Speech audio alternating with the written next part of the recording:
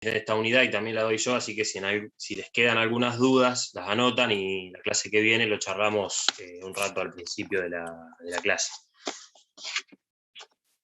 Bueno, arrancamos con la unidad 10. Esta unidad se llama suspensiones dentro del contrato. En realidad, lo más correcto sería llamarla suspensión de ciertos efectos del contrato de trabajo. ¿Con qué tiene que ver lo que vemos en esta unidad?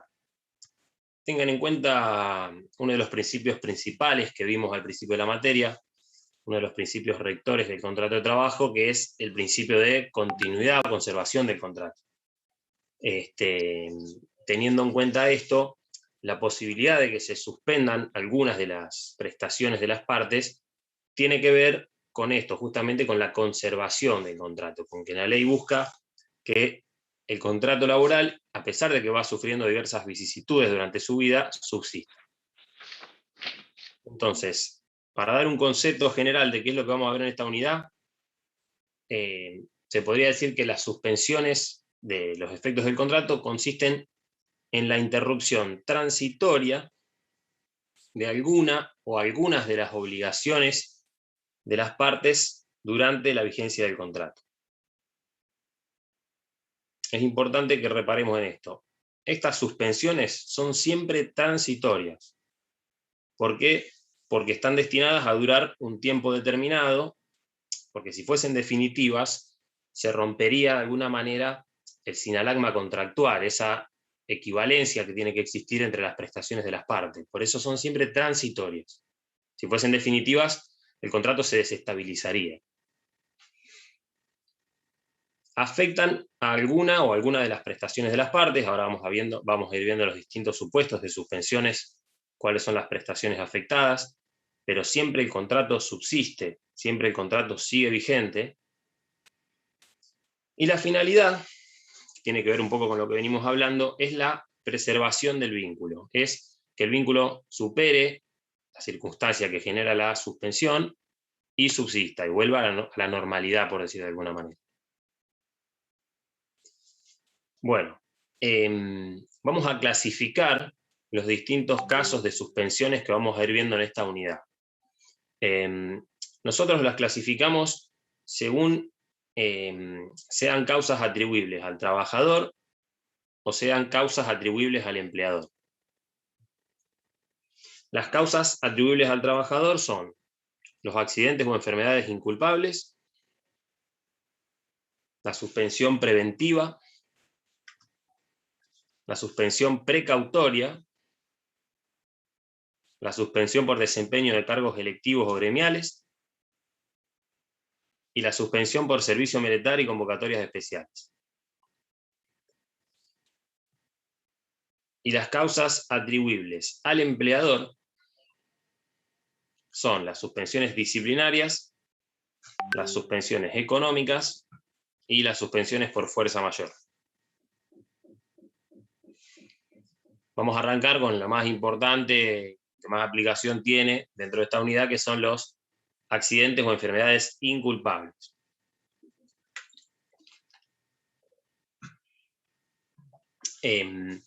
Antes de empezar con este tema, quisiera aclararles un poco por qué ubicamos este tema dentro del derecho laboral. Es un tema que se estudia mucho según el país, de la regulación propia de cada país. Se puede estudiar tanto dentro de lo que es derecho laboral como dentro de lo que es derecho de la seguridad social. ¿Por qué? Porque frente al hecho de que el trabajador sufra un accidente o una enfermedad que no tiene nada que ver con su trabajo, totalmente ajena a su trabajo, se plantea quién tiene que hacerse responsable de este hecho, de esta circunstancia. Entonces, bueno, se pueden adoptar dos soluciones. Se puede considerar que es un tema de responsabilidad individual y que en ese caso el empleador va a tener que hacerse cargo como un riesgo inherente a su actividad empresaria. O también se puede considerar un tema de responsabilidad social y que en ese caso tiene que ser afrontado por la comunidad.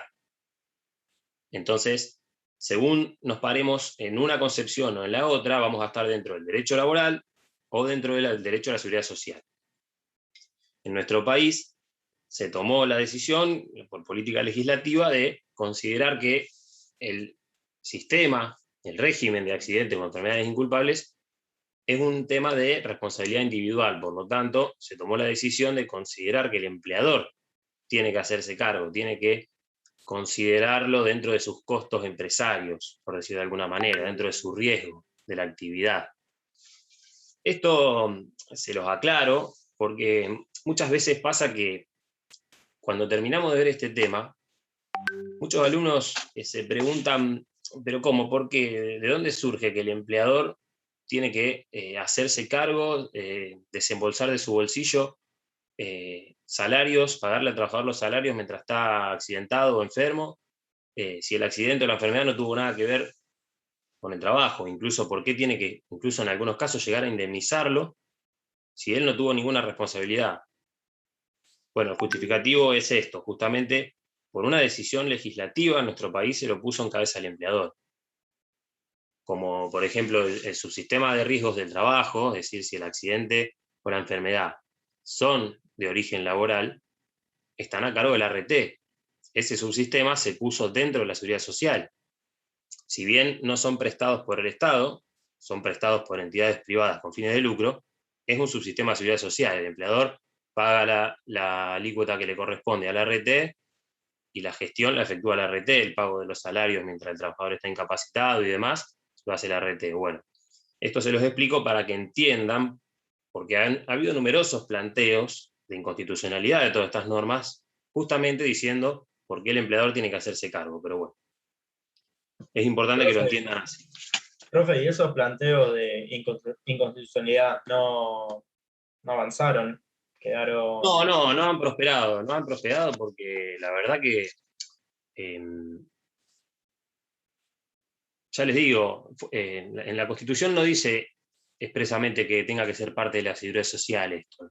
La Constitución sobre esto habla de un seguro de salud que está gestionado por las obras sociales y se limita a eso. Es un tema de diseño legislativo, de considerarlo que por cuestiones prácticas es mejor de alguna manera que esto sea gestionado por los empleadores, más que nada por la parte de lo que hace al control, porque la verdad que esto se presta muchas veces a abuso. Vamos a ir viendo que se puede prestar a abuso, en la práctica sucede muchas veces. De las dos partes se puede prestar abuso. Bueno, vamos a ir concretamente a la regulación. ¿Qué son los accidentes o enfermedades inculpables? Podemos decir que es toda afectación que padezca el trabajador que lo imposibilite de trabajar y que su origen no tenga relación alguna con el trabajo. Estos tres elementos de la definición son los que nos van a permitir entender bien a qué nos referimos. Por afectación nos referimos a accidente o enfermedad. La ley de contrato de trabajo, a diferencia de lo que hace la ley de riesgos de trabajo, no define qué entiende por accidente o enfermedad. Por lo tanto, eso tiene que ver con que este es un régimen que termina siendo de alguna manera residual. Todo lo que no sea una afectación vinculable con el trabajo se va a tener que regir por este régimen. Incluso la jurisprudencia lo ha llegado a extender a trabajadores dependientes de alcoholismo, drogadicción, todo lo que no sea atribuible al trabajo y que le genera al trabajador la imposibilidad de trabajar, entra dentro de este régimen. Y es importante que esa afectación se manifieste durante la relación laboral. ¿Por qué? Porque, como dijimos al principio, la finalidad de todo este régimen es que el trabajador se recupere, es que el contrato de trabajo continúe. Por lo tanto, si se manifiesta al día siguiente de que el trabajador renunció o fue despedido, ya no se aplica este régimen. El trabajador no va a tener ningún derecho. Esto se los aclaro porque es distinto a lo que pasa con el tema de los accidentes o enfermedades laborales. En ese caso, si, por ejemplo, el trabajador ya no tiene contrato de trabajo, pero luego le aparece una enfermedad vinculada con el trabajo que ya realizó, pero que ya no trabaja en eso, va a poder reclamarle prestaciones a la aseguradora. Pero bueno, en este caso, como les decía, es importante que el accidente o enfermedad se manifieste durante la relación laboral. Segundo elemento, tiene que ser inculpable. Es decir, el accidente o la enfermedad no tiene que tener vinculación alguna con el trabajo, ni en todo ni en parte. Y además no tiene que haber sido causado por dolo del trabajador. Justamente ya se habrán dado cuenta a esta altura que si tuviese vinculación con el trabajo, no entraríamos en este régimen, sino que nos vamos al régimen de riesgos del trabajo. ¿Qué pasa si un trabajador tiene dos trabajos, un caso de pluriempleo? ¿Cómo podría ser en ese caso? Supongamos que el trabajador tiene un trabajo a la mañana y otro a la tarde, y en el trabajo de la mañana sufre un accidente.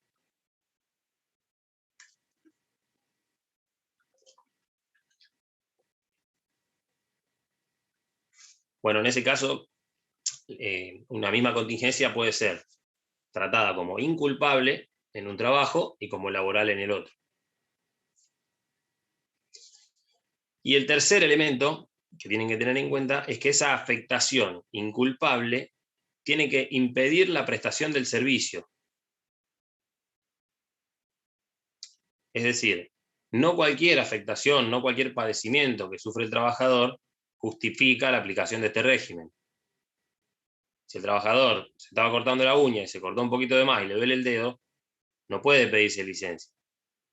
Si el trabajador se raspó jugando al fútbol y eso no es determinante para lo que él hace, no puede pedirse licencia. Tiene que tener cierto grado de incapacitación, de manera que siempre tengan en cuenta que hay que ver el caso concreto. Siempre hay que ver a qué se dedica el trabajador, qué actividad realiza.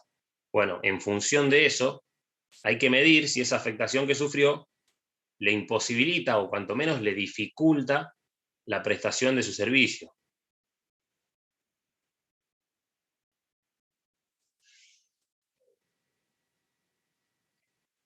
Bien, ahora que contextualizamos cuándo se aplica esto, vamos a ver el régimen en sí.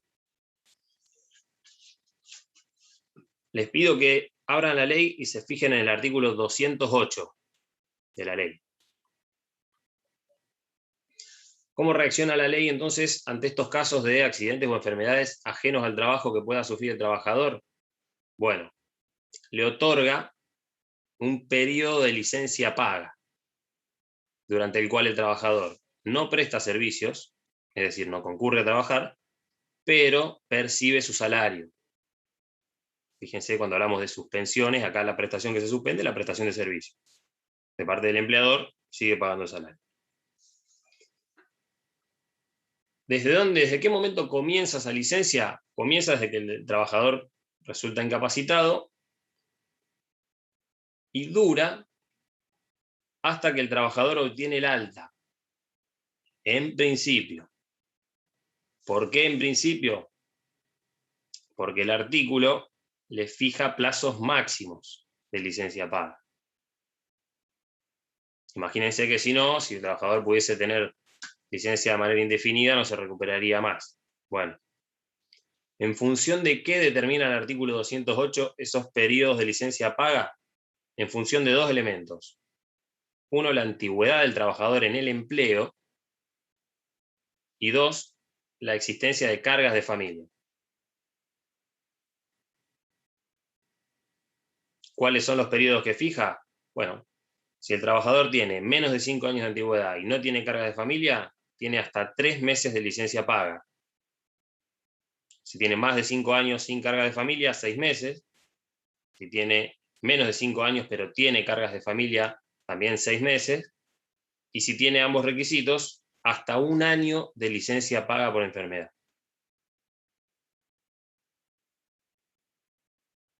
¿Se entiende cómo funciona? El trabajador sufre el accidente, a partir de ese momento comienza a percibir el salario sin prestar tareas.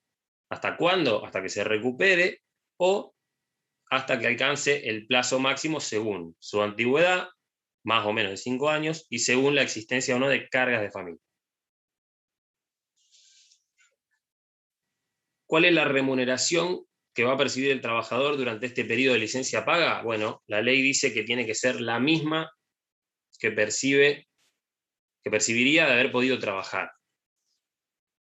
Esto también ha dado lugar a varios planteos por ejemplo, con el tema de los viáticos. Nosotros, me acuerdo, hace poco tuvimos un planteo de una trabajadora que durante el periodo de licencia le descontaron, ella cobraba un viático por transporte y cobraba un viático por comida. Y durante el periodo de licencia le descontaron los viáticos. Y la trabajadora hizo un planteo diciendo que como a ella no le exigían los comprobantes, el viático era remuneración y se le tenía que pagar igualmente, o sea, la totalidad de su salario.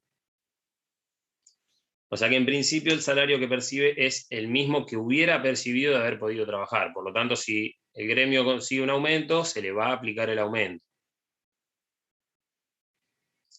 Ahora bien, ahora que ya vieron el tema de las licencias, la licencia anual, las vacaciones, ¿qué les parece que pasa si el trabajador sufre un accidente mientras se encuentra gozando de las vacaciones? Se interrumpe el periodo de vacaciones. Para mí, Sí, sí. Si bien la ley no lo resuelve, no lo dice expresamente, teniendo en cuenta la naturaleza de los dos institutos, se entiende que se interrumpe el goce de las vacaciones y comienza a gozar del periodo de licencia por enfermedad. ¿Por qué se interpreta así? Porque las vacaciones tienen una finalidad específica que es el esparcimiento. Por lo tanto, si el trabajador está accidentado o enfermo, no puede gozar de esa finalidad, ¿no? No puede cumplir la finalidad de las vacaciones.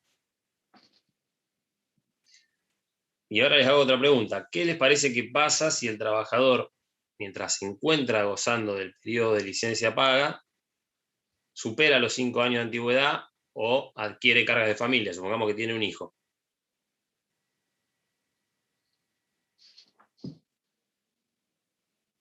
Teniendo en cuenta los principios que venimos viendo. Perdón, ¿cómo, profe? Se aumenta el plazo. Se aumenta el plazo. Exactamente, se aumenta el plazo. ¿Por qué? Porque durante este periodo el trabajador sigue devengando antigüedad. No es uno de los casos excepcionales donde la ley considera que no devenga antigüedad. Como sigue devengando antigüedad, si supera los 5 años, o si adquiere carga de familia que no tenía al momento del otorgamiento de la licencia, la doctrina interpreta que se le otorga la duplicación del plazo. Bien. ¿Alguna duda hasta acá? Profe, una preguntita muy chiquita. No, el caso que citó del pluriempleo, que ahí me quedé justo, si tiene, ¿cómo es el tratamiento? Si tiene trabajo a la mañana, a la tarde, ¿cómo se trata de la No, lo que les afectación? explicaba es que en caso de pluriempleo, una misma afectación puede ser tratada como un caso de accidente laboral en un trabajo. Me parece que alguien tiene abierto el micrófono. Más de 5 personas, resolvemos si quieren los prácticos. Ahí está. Les decía que un mismo accidente puede ser laboral en un trabajo, supongamos que el trabajador tiene 2 trabajos, se accidenta en uno y en el otro va a ser inculpable, porque es ajeno a ese trabajo. Por lo tanto, en un trabajo va a percibir el salario que percibía por la RT y en el otro por el empleador. Perfecto, gracias.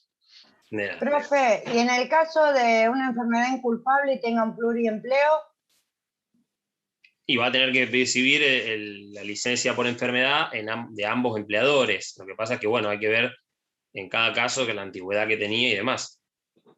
o sea, el mismo periodo, por ejemplo, si fuera 5 años sin carga de familia, suponer, en los 2 trabajos la misma licencia. Claro, En caso de enfermedad inculpable. Sí, además la licencia está en función del salario que él percibe, por lo tanto no va a percibir ni más ni menos que el salario que venía percibiendo. Ah, bien, bien. Pero le decía, supongamos que en un trabajo superó los 5 años y en el otro no, y llegado, supongamos no tiene carga de familia, y ya van 4 meses desde que se accidentó y no se recuperó, bueno, en uno de los trabajos va a dejar de percibir el salario, ahora vamos a ver qué pasa cuando agota el periodo de licencia paga, y en el otro va a seguir percibiéndolo. Ah, bien, bien, gracias. Cada teoría, analizarlo. Una consulta. Sí. No sé si se escucha. Pero el tema de que dijo que cobraba. ¿Quién está hablando ahí? Que no me aparece. Creo ¿Sí? que una chica quería hacer una pregunta primero. Ah, No bueno. sé quién era. Hola. Bueno, ¿quién quería hacer una pregunta? Yo. Sí. El tema de la remuneración que es igual al momento que trabajaba, que dijo lo de los viáticos. El tema de las horas extra y todo ese tipo adicional, ¿también se cobra? Bueno, pero con el tema de la hora extra hay que hacer, digamos, hay que ver el tema de la habitualidad, y si él las realizaba habitualmente, se hace un promedio de las horas extras. Yo no profundicé en eso, pero la ley aclara que cuando las remuneraciones son variables, se hace un promedio. ¿Y presentismo no se cobra? Sí, el presentismo sí. Sí, porque ¿también? el criterio es que de él si lo hubiera trabajado, ¿cuánto hubiese cobrado? Ese es el criterio. Cobra lo mismo que lo hubiese cobrado de haberlo trabajado. Así que sí, el presentismo lo cobra igual. El presentismo se pierde cuando el trabajador falta por una causa que le es imputable. En este caso, un accidente o enfermedad es ajeno. Sí, alguien más quería hacer una pregunta, que ahí vi que habrían abierto el micrófono. Yo, profe, quería preguntarte qué artículo habías nombrado. ¿Era el 208? Todo esto que les estoy explicando está en el artículo 208. Gracias. Todavía no pasamos a lo siguiente. Bien, seguimos. Con el tema de las cargas de familia, ¿qué se entiende por carga de familia? ¿Qué es cargas de familia? Bueno, la ley de contrato de trabajo no aclara este concepto. Se limita a decir cargas de familia. La mayoría de la jurisprudencia y de la doctrina toma una postura amplia sobre el concepto de cargas de familia. Entonces, interpretan que cargas de familia, el concepto de carga de familia surge de la Ley de Obras Sociales, que es la Ley 23.660, que considera beneficiario al afiliado del sistema, digamos, al afiliado titular, y a lo que le llaman el grupo familiar primario. ¿Qué integra el grupo familiar primario para la Ley de Obras Sociales? El cónyuge, los hijos solteros hasta los 21 años, los hijos solteros mayores de 21 años hasta los 25 que estén a cargo del beneficiario y que no cursen estudios, los hijos incapacitados, los hijos del cónyuge y los menores cuya guarda y tutela haya sido acordada judicialmente. O sea, el concepto de carga de familia que toma la mayoría de la doctrina de la jurisprudencia es súper amplio. Otros autores... Profe, sí, ¿que no cursen estudios o que cursen estudios? dije que no cursen estudios, no, que cursen estudios. Sí, que cursen. Ah, listo. Pues estaba leyendo el libro Perdón. y... Sí, no, me equivoqué yo. Sí, es que, los hijos que estudian, mayores, o sea, menores entre 21 y 25 que estudian. Gracias. Siempre que dependan del beneficiario, ¿no? Si tienen trabajo autónomo, no dependen. Les decía que otros autores minoritarios toman el concepto de carga de familia de la ley de asignaciones familiares, que es la ley 24.714, que es un concepto más restringido. Bien. Obligaciones y facultades que tienen las partes en caso de accidente o enfermedad inculpable. ¿Qué es lo que tienen que hacer? ¿Cómo se tienen que comportar las partes cuando el trabajador sufre un accidente o una enfermedad inculpable? Vamos a ver el artículo 209 y el artículo 210. Acá tengan en cuenta que es muy importante que las partes actúen con buena fe y el respeto de la dignidad del trabajador, porque en este tema se suelen generar abusos y se suele, digamos, pasar un poco por alto el respeto a la dignidad del trabajador muchas veces. El artículo 209 le impone al trabajador dos obligaciones, una vez que el trabajador sufre un accidente o una enfermedad inculpable. Una es la de dar aviso al empleador de que ha sufrido un accidente o una enfermedad inculpable. Llaman por teléfono, che, me levanté con, no sé, COVID, no voy a trabajar. Bueno. Y la otra obligación es la de dar aviso del lugar en el que se encuentra. ¿Por qué es muy importante esta obligación? Porque el empleador, desde el momento que el trabajador notifica que se encuentra imposibilitado de trabajar, puede ejercer el control médico patronal. Pero no quiero avanzar todavía sobre el tema del control médico. Vamos al tema de las cargas, de las obligaciones del trabajador. Estas obligaciones, la ley las conceptualiza como una carga del trabajador. ¿Qué es una carga? Un imperativo del propio interés. ¿Por qué? Porque si el trabajador no da aviso al empleador de que está incapacitado por una enfermedad o accidente inculpable y del lugar en que se encuentra, pierde el derecho al salario.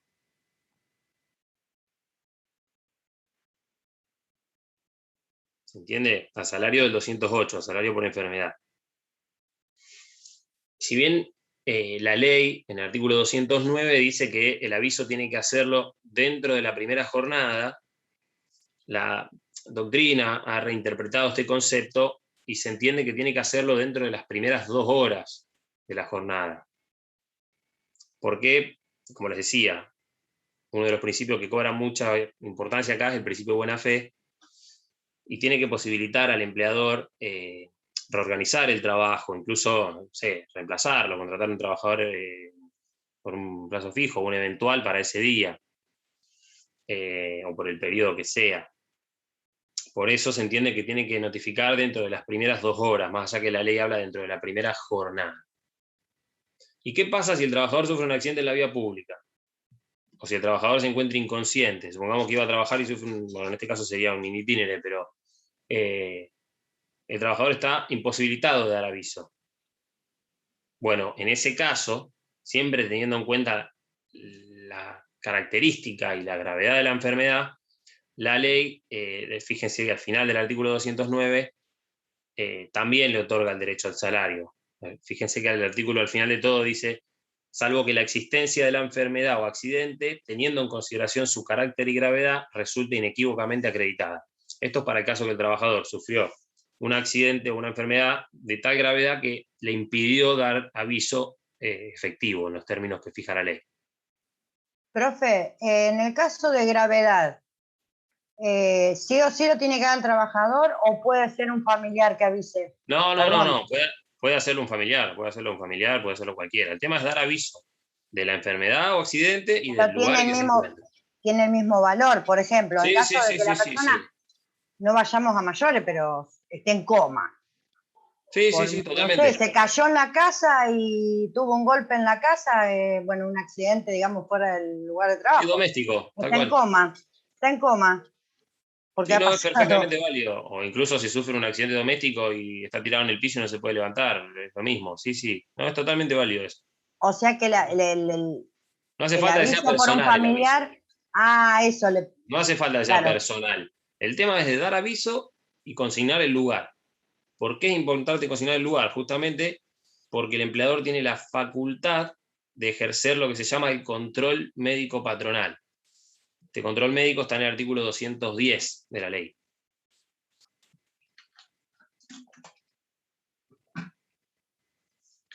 ¿Qué es el control médico patronal? Bueno, el trabajador, una vez que da aviso de la enfermedad y del accidente, de alguna manera, la idea de dar aviso del lugar, ya sea que está en su casa, que está en un sanatorio, que está en la casa de un familiar, es que el empleador pueda enviar al médico de la empresa a constatar la existencia de la enfermedad. Acá es importante que tengan en cuenta algo, más que nada los que han trabajado, porque es una práctica muy común exigirle al trabajador el certificado médico. Bueno, tengan en cuenta que la obligación de acreditar la enfermedad no es una obligación del trabajador, no surge de la ley esa obligación. ¿Por qué? Porque el empleador muchas veces no quiere ejercer el control médico porque es caro y le pide al trabajador un certificado médico. Y en realidad esa obligación no surge de la ley. La ley solo le impone al trabajador la obligación de dar aviso de la enfermedad y del lugar en que se encuentra. Y es el empleador el que tiene que constatar la enfermedad. ¿Por qué? Puede decidir no hacerlo. Puede decir, bueno, bárbaro, te doy 3 días y no mandar el médico. Pero en ese caso no va a poder desconocerla. No va a poder después pretender no pagar el salario por esos días, si él no ejerce el control médico patronal. ¿Se entiende? Entonces, la obligación del trabajador de dar aviso es una carga, porque si no lo hace, pierde el derecho al salario, pero la facultad del empleador es una posibilidad de enviar el médico patronal al domicilio. Puede hacerlo, como no, a su costo, obvio. Pero en caso de que decida no hacerlo, después no puede pretender desconocer la enfermedad, no puede decirle al trabajador, no trajiste el certificado médico, no te pago los días. Y eso es algo que ocurre mucho en la práctica. Seguramente los que han trabajado lo saben o les ha pasado. Incluso hay empresas que tienen reglamentos internos en donde ellos dicen que el trabajador que sufre un accidente o una enfermedad tiene que dar aviso y demás, y después tiene que llevar el certificado. Bueno, está bien, pero eso surgirá de un reglamento interno. No puede luego pretender desconocer el pago del salario, porque la ley es muy taxativa para los casos que habilita a suspender el pago del salario. Profe, entonces ahí el reglamento interno no se aplicaría una disposición así. No, porque es un reglamento que va en contra de la ley. El reglamento siempre tiene que respetar lo que dice la ley. No puede acotar un derecho. Obviamente la empresa puede buscar la manera de reglamentarlo, pero no puede posteriormente pretender desconocer el pago del salario si el trabajador cumplió con lo que le dice la ley, que es dar aviso y el lugar. Se lo digo porque es una práctica súper común esta. Lo que pasa que, bueno, ahí está el tema del trabajador de querer cuestionarlo. Digamos, uno muchas veces para conservar el puesto de trabajo decide portarse bien, entre comillas, ¿no? Pero bueno. ¿Sería una carga del empleador el control? No, es una facultad del empleador.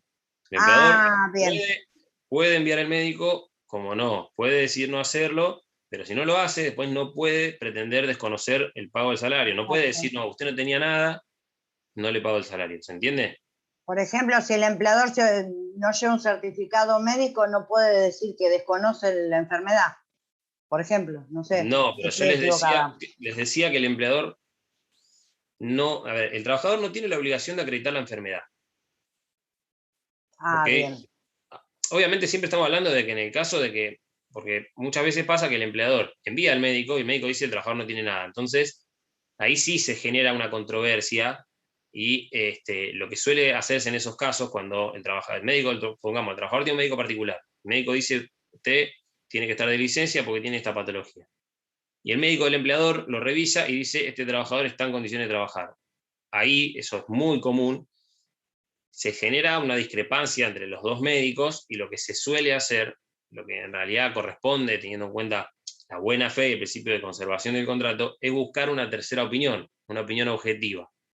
Entonces, en la práctica, en la mayoría de esos casos, lo que hacen es pedir una junta médica en el Ministerio de Trabajo y que lo dirima un médico, un tercero imparcial. Se designa un médico y que determine si tiene o no tiene la incapacidad. ¿Qué pasa? Muchas veces esto termina en un conflicto, se produce un despido y después va a ser un tema de prueba si tenía o no tenía la patología, si tenía o no tenía el derecho a la licencia, ¿no?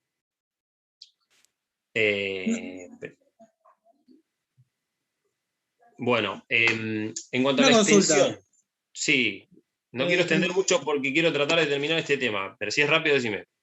El que dice que el lugar que se encuentra, ¿eso tiene que ser todo el día disponible para que aparezca el control o hay un tiempo en que puede mandarlo el empleador? Sí, no, en realidad, bueno, con eso ha habido problemas cuando el trabajador no está y después el trabajador aduce que había ido a un sanatorio. Al médico. Bueno, ahí, como les digo, hay que tener mucho en cuenta la buena fe de las partes y el respeto también de la dignidad del trabajador. Si el trabajador avisa, también tiene que dar aviso de que va a ir al médico, porque la idea de que avise del lugar en que se encuentra es que justamente, a ver, supongamos que si el trabajador puede deambular, bueno, de esto ahora le iba a comentar, que si el trabajador puede deambular y la empresa tiene contratado un servicio de medicina legal, el trabajador tiene que ir hasta los consultorios donde la empresa le indica.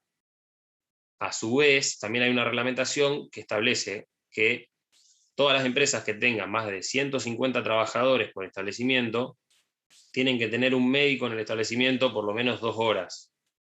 Esto surge de un decreto, el decreto 351 del 79, un decreto muy viejo. Pero como le digo, si el trabajador va a salir de su domicilio o del lugar donde se encuentra para ir a cualquier lado, no tiene ningún tipo de justificación. Ahora, para ir a un sanatorio, supongamos, bueno, en ese caso tiene que dar aviso de eso.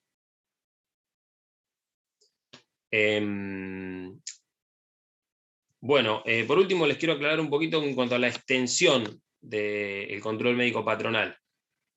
El médico de la empresa tiene una facultad limitada, digamos. El control médico patronal puede constatar la existencia de la patología, el carácter inculpable de la misma, y estimar el tiempo de recuperación, pero no puede ni pedirle exámenes complementarios, ni puede sustituir al médico del trabajador en el tratamiento que le dé. ¿Ok? La facultad del médico o del empleador se limita a constatar la existencia de la patología y estimar aproximadamente cuánto le requeriría de, pues, supongamos, 10 días de reposo, una semana de reposo, etc. Pero no puede ni pedirle un estudio, ni indicarle un tratamiento. Bueno, vamos a avanzar. ¿Qué pasa cuando el trabajador agota el periodo de licencia paga y todavía no se recuperó? Ahí comienza el llamado periodo de reserva del puesto. ¿Qué es el periodo de reserva del puesto? Un periodo de un año, siempre es un año, independientemente si tuvo 3, 6 o 12 meses de licencia paga. El periodo de reserva del puesto es un año durante el cual se le reserva el puesto de trabajo, no percibe el salario y, lo más importante, subsiste la obra social. Porque generalmente estamos hablando de un trabajador que está recibiendo atención, ¿no? Porque siempre esto sucede cuando el trabajador no se recupera, si todavía no obtuvo el alta. ¿Y qué particularidad tiene ese periodo de reserva? Bueno, el artículo 211 de la ley establece que una vez vencido el periodo de reserva, si el trabajador aún no se recuperó, cualquiera de las partes, dice la ley, podrá extinguir la relación laboral sin derechos indemnizatorios. Cualquiera de las partes es el empleador. ¿Se entiende? El trabajador tiene 3, 6 o 12 meses de licencia paga y si todavía no se recuperó, un año más de reserva del puesto sin cobrar el salario. Si se vence ese periodo de tiempo y el trabajador todavía no se recuperó, el empleador puede notificarle la extinción del contrato y no pagar ninguna indemnización.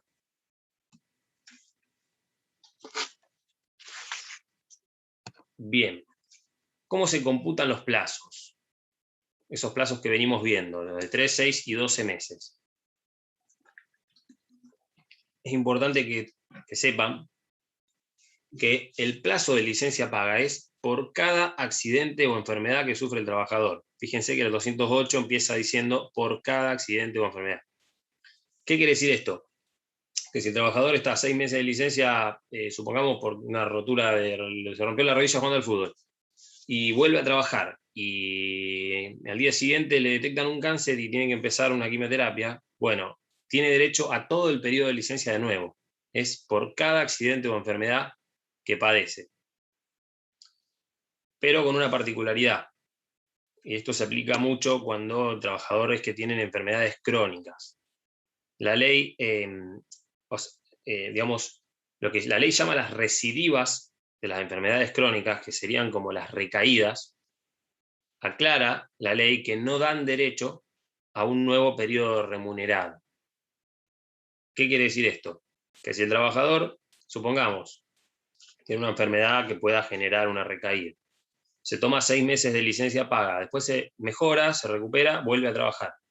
Y supongamos que 3 meses después tiene una nueva recaída, bueno, el periodo de licencia se continúa desde donde lo dejó, digamos, no tiene derecho a una nueva licencia. Salvo, dice la ley, cuando se cumplan los 2 años desde la primera manifestación de la enfermedad. Es decir, que todo el derecho a la licencia vuelve a nacer, por la misma enfermedad estamos hablando, ¿no?, cuando se cumplen los 2 años desde la primera manifestación de la enfermedad. Supongamos, voy a poner un ejemplo. El trabajador está 6 meses de licencia, se recupera, trabaja 6 meses, tiene una recaída. Vuelve a retomar la licencia, supongamos que es un trabajador que tiene los 12 meses de licencia, tiene 6 meses más de licencia paga. Ahí comienza el periodo de reserva del puesto. Ya lleva 1 año y medio desde que empezó la enfermedad. Bueno, ahí va a tener derecho a 6 meses del periodo de reserva del puesto y va a renacer el derecho a la licencia paga. ¿Por qué? Porque cumplió los 2 años desde la primera manifestación de la enfermedad. ¿Se entiende? Perfecto. Yo no lo entendí, profe, perdón. Lo que les decía es que, en principio, la licencia de 3, 6 o Sí. 12 meses es por cada accidente o enfermedad que sufre el trabajador. Es decir, si sufre un accidente y luego sufre una enfermedad distinta, tiene derecho a toda la licencia de nuevamente. Sí, bien, eso sí. Pero la ley aclara que cuando se trata de enfermedades crónicas, es decir, enfermedades donde el trabajador tiene recaídas, que la ley las llama recidivas, solo tiene derecho a una nueva licencia cuando se cumplen 2 años desde la primera manifestación de la enfermedad. O sea, si el trabajador Bien. agotó el periodo de licencia paga, pero todavía no cumplió los 2 años desde que empezó la primera manifestación de la enfermedad, va a pasar a periodo de reserva de puesto. Cuando cumple Bien. los 2 años desde que empezó la enfermedad, tiene derecho a una nueva licencia. Bien, ahí está, ahí lo entendí mejor. Gracias. Esto es una manera de tratar de articular, por un lado, los derechos del trabajador y por otro lado también, como les aclaraba al principio, tengan en cuenta que todo esto sale del bolsillo del empleador y bueno, con el tema de las enfermedades crónicas es un tema muy delicado porque la mayoría, en muchos casos, cuando el trabajador sufre una enfermedad así, se lo despide y se hacen cargo del costo que sea con tal de no tener que, o sea, se presume que son trabajadores que van a recibir muchas licencias y demás, por eso es un tema muy delicado. Por eso la ley lo articuló de esta manera. Bien, con el tema de los plazos les decía que es importante que tengan en cuenta que durante este periodo de suspensión siempre se devenga antigüedad. Y acuérdense, a ver quién estuvo atento en la clase de periodo de prueba, ¿qué pasa si el trabajador sufre un accidente o una enfermedad y estando en periodo de prueba el empleador lo despide? No le debe la indemnización. No pasa por el lado de la indemnización, por el lado de la licencia. En el periodo de prueba, si el empleador lo despide, ay, pues sabes que te lo iba a decir, se me borró. ¿Algún otro compañero? A ver, alguien que me ayude porque se me borró.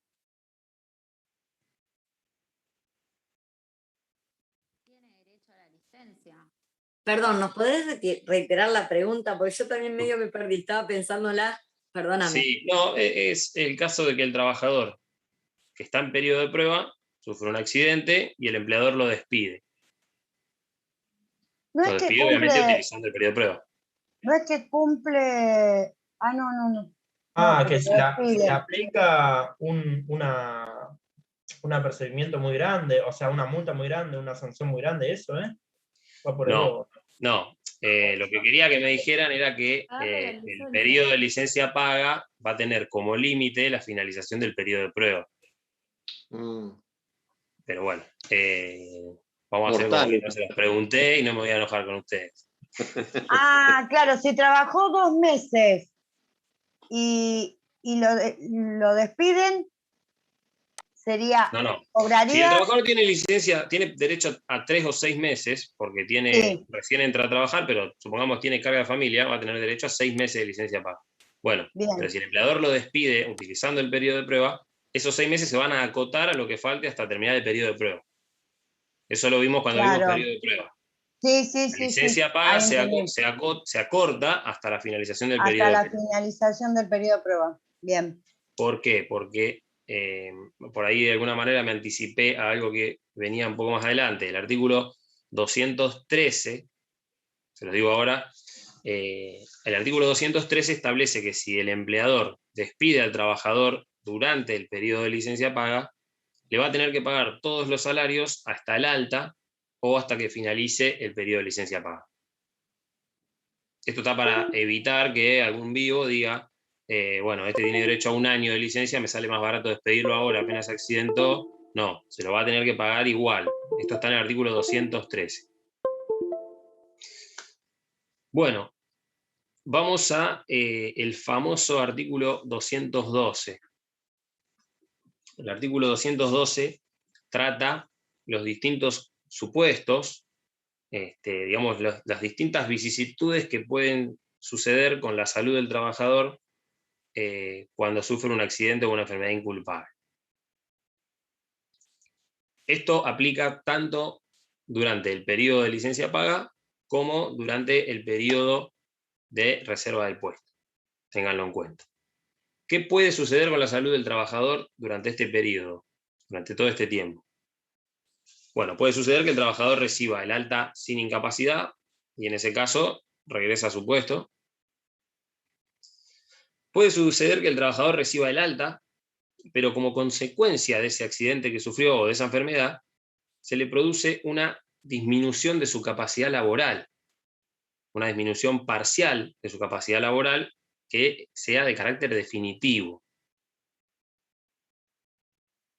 Supongamos, vamos a un ejemplo extremo, pues supongamos que como consecuencia del accidente inculpable el trabajador queda en silla de ruedas.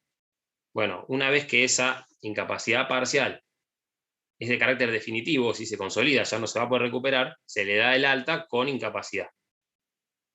Bueno, ahora vamos a ver que la ley en ese caso obliga al empleador a otorgarle un puesto acorde a su capacidad laboral. Y por último, puede suceder que, como consecuencia del accidente o la enfermedad, el trabajador sufra una incapacidad absoluta. En ese caso, el contrato laboral se extingue y el trabajador ya no va a poder trabajar. Estos distintos casos que venimos viendo los regula, los contempla el artículo 212, que es muy interesante para ir viéndolo párrafo por párrafo, como lo regula. El 212, primer párrafo, regula el supuesto de la incapacidad definitiva parcial, es decir, cuando el trabajador, como consecuencia del accidente, queda con una disminución de su capacidad laboral parcial, no absoluta. Dice el artículo, vigente el plazo de conservación del empleo. Yo les aclaro, también sucede en el caso de licencia paga cuando esa incapacidad parcial se consolida, se convierte en definitiva, ya no se va a recuperar. Dice, si del accidente o la enfermedad resultase una disminución definitiva de la capacidad laboral del trabajador y éste no estuviese en condiciones de realizar las tareas que anteriormente cumplía, el empleador deberá asignarle otras que pueda ejercer sin disminución de su remuneración. Entonces, ¿qué establece la ley en el 212, primer párrafo? La obligación del empleador de reincorporar al trabajador que queda incapacitado, que queda con una disminución parcial de su capacidad laboral, y otorgarle un puesto acorde a las tareas que pueda realizar. Generalmente lo que sucede en estos casos es que el trabajador recibe el alta y el médico le indica tareas livianas y suelen poner cuáles son las tareas que puede realizar. Es importante que lo conceptualicemos de esta manera. Es una obligación que la ley le impone al empleador, pero siempre dentro de lo racional. No implica que el empleador tenga que crear un nuevo puesto de trabajo. Es decir, no tengo dónde ponerlo, le invento un puesto para poder cumplir mi obligación, pero sí implica una actitud activa de parte del empleador, es decir, que el empleador intente reubicar al trabajador dentro de sus posibilidades. A su vez, el segundo y tercer párrafo, leyendo el segundo y tercer párrafo, interpretamos lo siguiente. Si el empleador tiene puestos disponibles y reincorpora al trabajador, el contrato subsiste y lo importante, lo que leíamos recién, no puede disminuirle la remuneración. Por más que lo baje, supongamos las tareas que pasa a realizar son de una categoría inferior, no va a poder disminuirle la remuneración. Ahora, si el empleador no puede otorgarle tareas porque verdaderamente no tiene tareas para otorgarle. Supongamos que todos los puestos en la empresa requieren que el trabajador trabaje con movilidad y el trabajador queda en silla de ruedas. Bueno, en ese caso no va a tener posibilidad de reincorporarlo en ningún puesto. En ese caso el contrato laboral se extingue y el trabajador va a cobrar la indemnización del 247, es decir, la media indemnización. Ahora bien, en el caso de que el empleador no le otorgue el puesto, no le otorgue tareas, pero no porque no puede, sino porque no quiere, o porque simplemente dice, no tengo tareas acorde a su capacidad, pero verdaderamente las tiene o las podría generar. Es decir, podría, haciendo un movimiento, encontrarle un puesto. Bueno, en ese caso, la ley dice que el contrato laboral se extingue y el trabajador va a tener derecho a la indemnización completa, la del 245.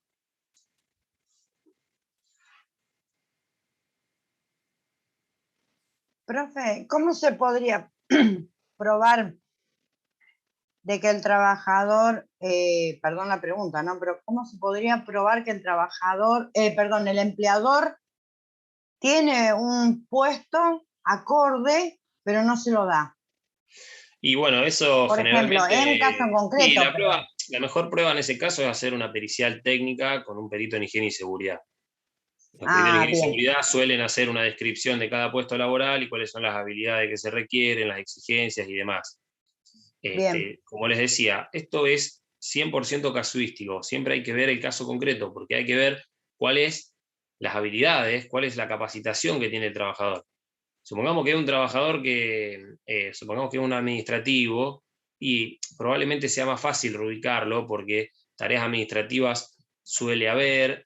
Ahora, si supongamos que estamos hablando de un trabajador que no puede escribir en computadora, y bueno, en ese caso va a ser mucho más difícil. Por eso les digo, siempre hay que ver el caso concreto, cuáles son las habilidades del trabajador y cuáles son las posibilidades del empleador según a la actividad a la que se dedica. Pero ya les digo, la clave es ver si el empleador no lo reubicó porque no quiere o no lo reubicó porque verdaderamente no puede. Eso va a quedar, en el caso de un conflicto, va a quedar a criterio del juez. Seguramente el trabajador va a decir no me reubicó porque no quería, y el empleador va a decir no reubiqué porque no podía, y va a quedar a cargo de las partes probar si verdaderamente tenía un puesto o no. Supongamos que, no sé, se trata de un call center y el trabajador queda mudo, sordo, y no lo va a poder reubicar porque no va a tener un puesto en donde pueda trabajar sin uno de esos sentidos. Ahora, supongamos que le queda rengo y hay un puesto administrativo que él puede cumplir, y en ese caso sí. Profe, y ahí sería el dilema en ese juicio entre el 240, o qué indemnización le corresponde, si el 245 o el 247. Exactamente. Es que la clave también va a ser ver si el empleador lo despidió y le pagó el 247 o no. ¿No? Siempre hay que, cuando uno toma una estrategia o una postura, cumplir con todo lo que requiere esa estrategia.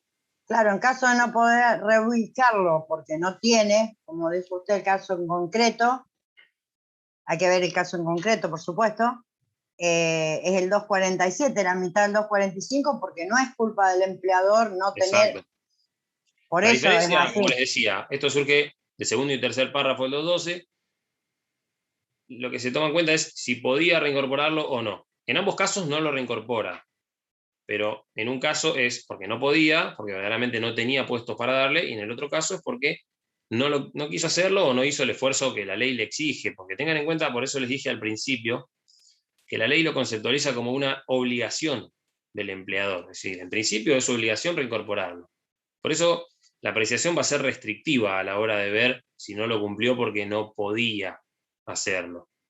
Pero ya les digo, esto es 100% del caso concreto. Fíjense que la ley no establece ningún parámetro. Siempre hay que ver a qué se dedicaba el empleador, si es una empresa grande, si es una empresa chica. Siempre va a haber que ver el caso concreto. Bueno, y el 212 cuarto párrafo establece el caso del trabajador que sufre una incapacidad absoluta. Lo que vimos recién era una incapacidad parcial que sufría el trabajador. Todo el resto del 212. Bueno, el 212 cuarto párrafo se aplica cuando el trabajador sufre una incapacidad que directamente le imposibilita volver a trabajar. Y en ese caso, la ley establece que el trabajador va a cobrar la indemnización del 245. El contrato se extingue y cobra la indemnización completa. Por eso les decía al principio que cuando ven estas normas, a muchos les choca de por qué el empleador tiene que pagar una indemnización a un trabajador que, no sé, sufrió un accidente de tránsito un domingo y no puede trabajar más. Bueno, esto ha sido una decisión de política legislativa de ponerlo dentro de las obligaciones del empleador. Es decir, el empleador lo tiene que prever entre sus costos, que esto puede ocurrir. Tampoco es culpa del trabajador, ¿no es cierto? Por eso. Claro, tiene que ver con la protección también que le debe el empleador al trabajador. En muchos países, de hecho, esto está cubierto por la seguridad social. Claro. Bueno, en nuestro país, por un montón de circunstancias, se ha decidido que esto esté en cabeza del empleador, pero no, obviamente, no es culpa de ninguno de los dos. Esto es así. En cuanto al 212 cuarto párrafo, ustedes podrían preguntarse cuándo estamos en presencia de una incapacidad total o absoluta y cuándo no. Bueno, la ley de contrato de trabajo no lo determina, no aclara qué incapacidad es absoluta y qué incapacidad no. Entonces, lo que se hace es tomar el parámetro que viene de la ley de riesgos del trabajo y también de las leyes previsionales que establecen la jubilación por invalidez, y se considera que es absoluta aquella incapacidad superior al 66% de la total obrera.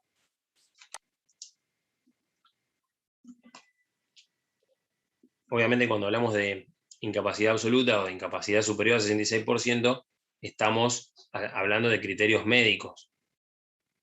Hay una especialización dentro de la carrera de medicina, que es medicina legal, y los médicos se especializan en aplicar los baremos que tienen ellos para determinar los porcentajes de incapacidad. Eso lo vamos a ver que se aplica mucho en toda la parte de ley de riesgos. Bueno, en este caso es el médico legista el que va a determinar si una incapacidad es o no total. De todas maneras,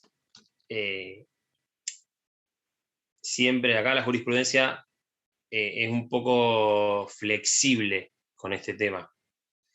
Supongamos que al trabajador le dan una incapacidad del 60%, pero en el caso concreto verdaderamente el trabajador no puede volver a trabajar.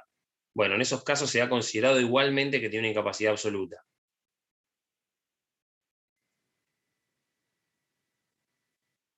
Es decir, el parámetro se trae como un parámetro de evaluación, pero siempre hay que ver el caso concreto si el trabajador puede reinsertarse al mercado laboral o no.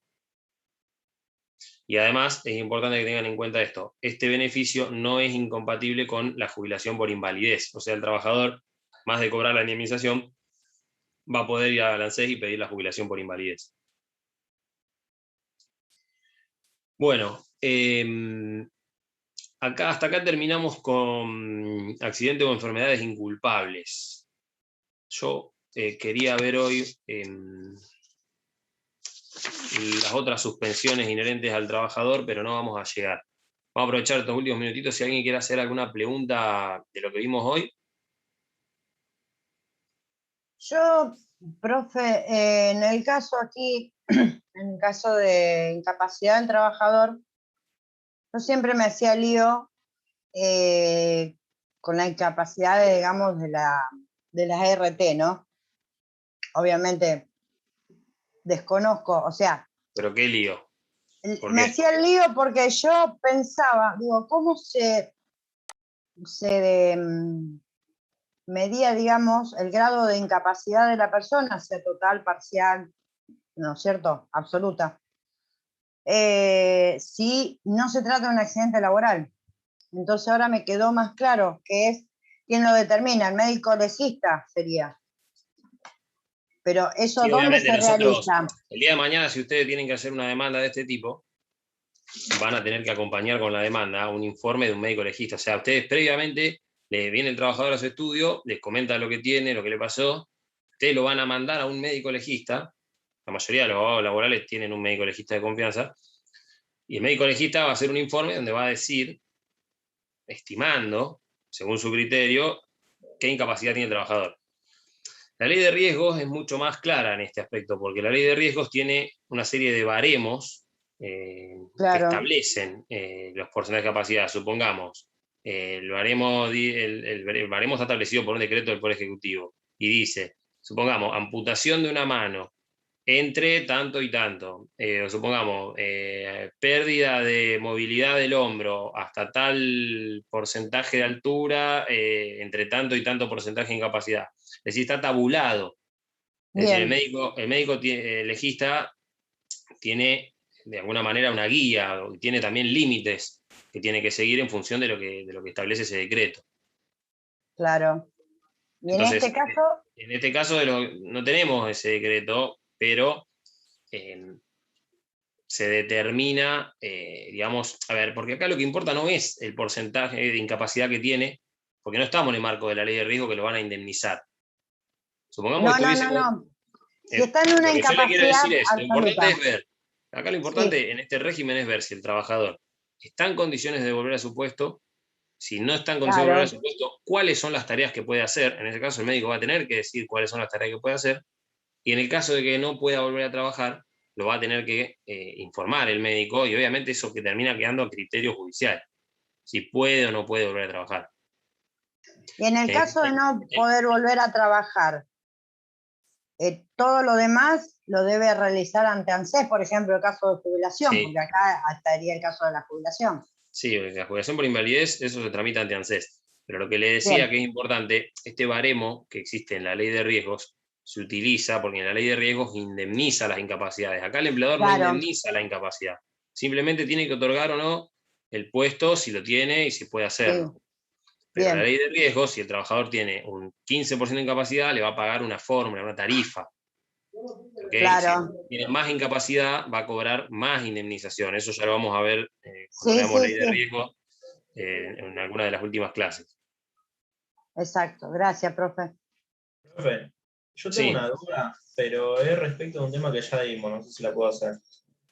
Si es cortita, no hay problema. Si no, te pido por favor que me la mandes por mail y... Sí, es cortita, es sobre los beneficios sociales. Porque leí en una parte que dice que los reintegros de los gastos de medicamentos médicos y odontólogos del trabajador y su familia los tiene que soportar el empleador. Y después dice que si el trabajador y su familia concurren a un profesional que no está en el listado de la obra social, lo tiene que pagar el empleador. No sé si lo interpreté bien o si es así o si no, no es así. No sé si me entienden. Mira, te digo la verdad, no entiendo del todo cómo es la pregunta, pero te pido, mándamela por mail y después te la contesto con tiempo. Dale, buenísimo.